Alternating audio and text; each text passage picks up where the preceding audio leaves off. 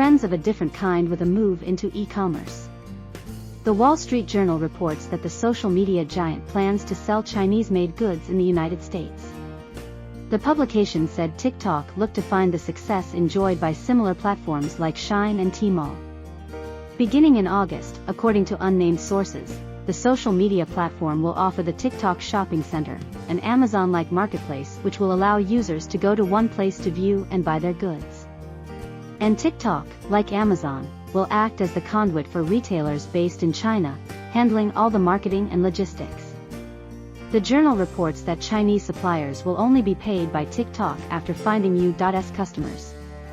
The plan is to increase the total net worth of transactions on TikTok from $5 billion last year to $20 billion this year. But it comes as the platform faces heightened security over users' data security. Back in April, Montana became the first U.S. state to ban the app on personal devices, and now TikTok is fighting to prevent that becoming a U.S.-wide reality.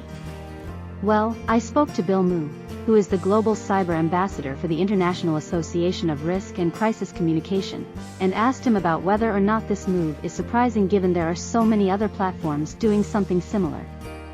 Well, I think all of the major platforms are trying to reach the ideal sweet spot where they have a dominant position not just in advertising and social, but e-commerce as well. The three are seen as mutually supportive and the ideal combination. But it's not as easy as it might sound. A number of major platforms have tried to have success in all three areas and have failed to do so. I mean, we've seen Google that is enormous in advertising and also has a big shopping platform that it points our users to, but it has fallen foul when it tried to get into social media with Google+. Just because you're good at one thing doesn't necessarily mean it's going to translate into others. Facebook, which is very good at what it does and have a dominant position in social and also in advertising, it tried to get in more heavily into e-commerce with payments with its platform Libra, and that failed abysmally and largely on the basis of trust, and this is going to be one of the areas where TikTok is really going to struggle.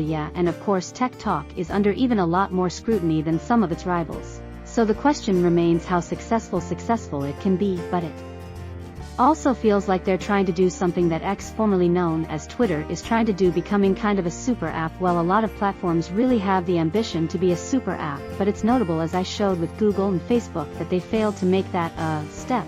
Just because you're good at one thing doesn't mean you're going to be good at everything, and we've seen the platform struggle in the past. When you talk about Twitter, that is an example of a platform that has been particularly bad at innovating. I mean, the Twitter experience hasn't changed a great deal for a long time, and Twitter is in desperate need of innovation and desperate need of something to save us at this moment in time. But I guess TikTok does have a much younger, so could this actually work to attract some younger consumers?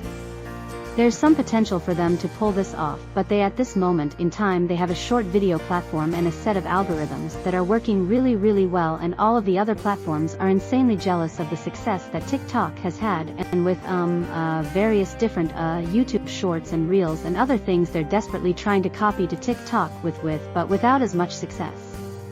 There is no guarantee, however, that TikTok is going to have success as it ventures into another area where it doesn't necessarily have the skills and the ability, and also if it can't crack the question of trust, then it's going to fall flat in this area. And whilst there are people and naysayers and antagonists in the US making arguments about our inability to trust the Chinese, when actually the US platforms are equally to blame for their data and privacy abuses.